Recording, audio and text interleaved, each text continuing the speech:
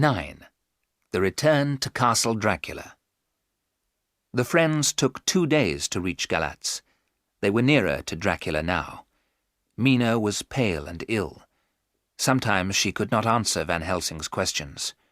The professor took Mina to a hotel to rest. Arthur and Jonathan tried to get news of Dracula. They soon returned. Dracula's box was on a fast boat. The vampire was travelling up the river Seruth. The river Seruth went high up into the Carpathian Mountains. Castle Dracula was 20 kilometres from the river. "We must stop Dracula before he reaches the castle," Van Helsing told them. "In his tomb, the vampire will be safe, and then Mina will be in his power forever." "We must go up the river after him," Jonathan said quickly. "You and Arthur must do that," the professor replied. "Mina and I will go by land to Castle Dracula. We will get there before the vampire. I will put holy bread in Dracula's tomb." On the 23rd of October, Mina and Van Helsing went by train to Veresti. At Veresti, the professor bought a small carriage and 4 fast horses. It was winter, and it was very cold. Wolves were near, and they howled day and night. Professor Van Helsing hypnotized Mina every day. She always said the same words. "It is dark. It is dark. I can hear fast-moving water." Mina slept all day, and Van Helsing could not wake her. But as soon as night came, she woke up. The professor was afraid. Mina was pale and thin. Her face was changing. She was becoming more and more like a vampire. Would Mina die before Dracula could be destroyed? When they crossed the high mountains, snow was falling. At Bistritz, Van Helsing bought new horses. They reached the Borgo Pass early in the afternoon. On the right was the narrow road to Castle Dracula. The tall mountains were covered with snow. The strong wind moved the snow in the air. The howling wolves were closer now. Had Dracula sent them? The old professor was not afraid. He drove up the narrow road until it was dark. That night, Mina was very excited. Her eyes shone brightly, but she would not eat. Every day Dracula's power was stronger. The professor had made a fire. He took some of the holy bread and broke it into pieces. Then he placed the pieces in a circle on the ground around Mina. Mina was watching Van Helsing carefully. She did not move. Her face went white. "Come closer to the fire," the professor said. Mina stood up, walked a few steps, and stopped.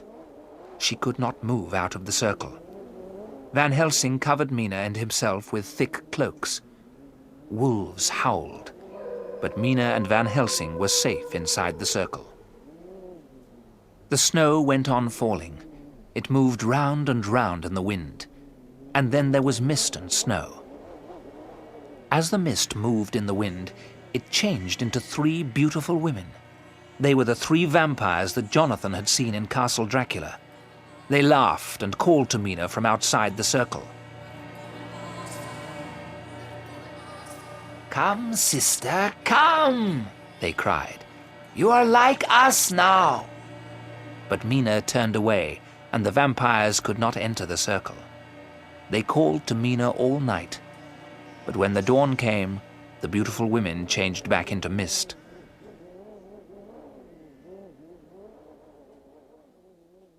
Mina slept. In the morning, the 4 horses were dead. Van Helsing made the fire as big as he could. He left Mina sleeping inside the circle. Then the old professor started to walk up the narrow road to Castle Dracula. The snow was very deep, and the wind blew into the professor's face.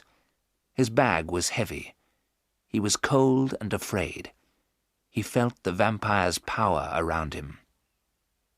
Castle Dracula looked black against the white mountains. Van Helsing went on. At last he reached the terrible building. When he came to the chapel door, it was wide open. But the air inside smelled terrible, and he could not breathe. The chapel was full of old tombs. One tomb was bigger than the others. On it was written the name Dracula, When Van Helsing opened the tomb, he saw it was empty.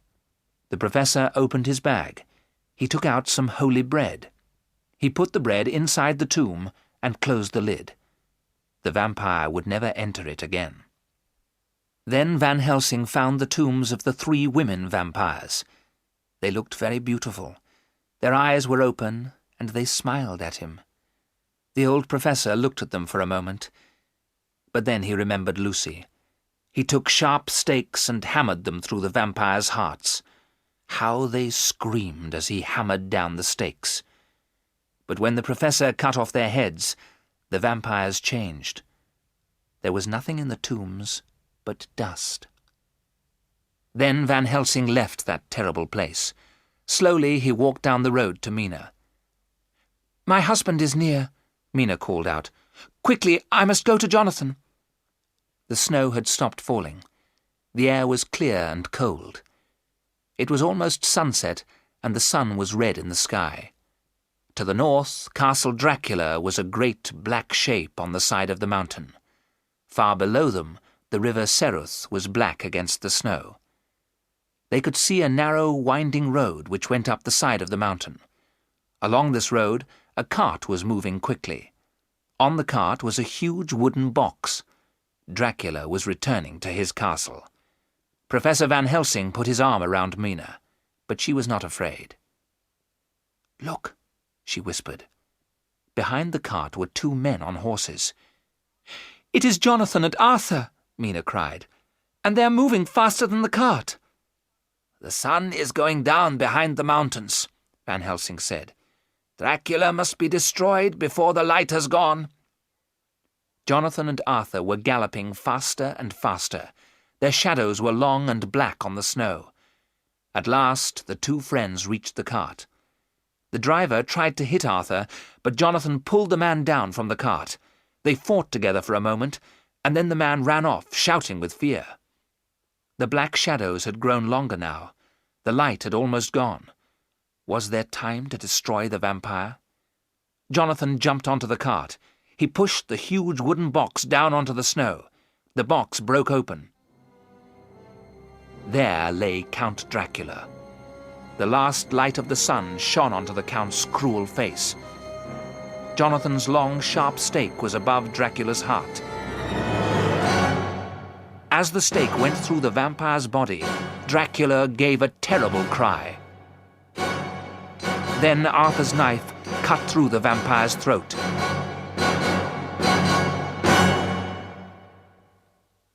There was silence. But there was no blood on the snow. Count Dracula's body was a heap of dust. Mina ran down the road, and Jonathan took his dear wife in his arms. The vampire was dead. The years of blood and fear were over.